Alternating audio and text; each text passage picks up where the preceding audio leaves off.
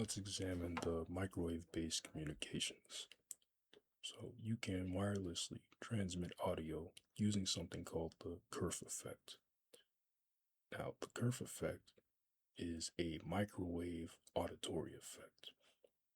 Structures of the inner ear, like the tympanic membrane, for instance, have specific electromagnetic natural resonance frequencies, which they are tuned to based on their own cellular structures as well as the actual electrochemical makeup of the compounds that form these structures.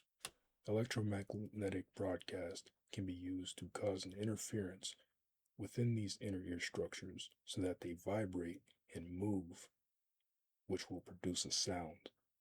One way to do this is to indirectly or directly induce vibration in the tympanic membrane itself. Targeted broadcasting can be performed even from a distance, either using a laser-like antenna setup or even a multiple antenna array with beamforming technology. This allows a relatively low-powered setup to generate a relatively high-powered reception that would be perceived with the very loud volume. The phenomenon of the fray effect behind this technology has been around for decades and has actually been relatively public and relatively widely known within the scientific community. In fact, you used to be able to purchase some of this technology directly from leading manufacturers, just straight from internet websites. As of the beginning of 2026, at least one of the original websites installing the hardware is still online, and the software behind these devices can be purchased by any regular consumer. This technology is regularly used for torture and harassment. It is consistently used on citizens who have already been labeled as non-threats and non-problematic.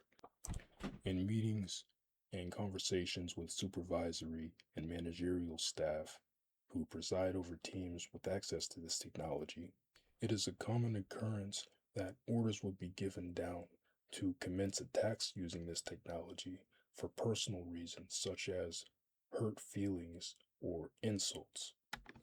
There are numerous and even recent reports from employees within these workplaces who have cited embarrassment as being one of the leading and most dangerous causes of this personally motivated behavior.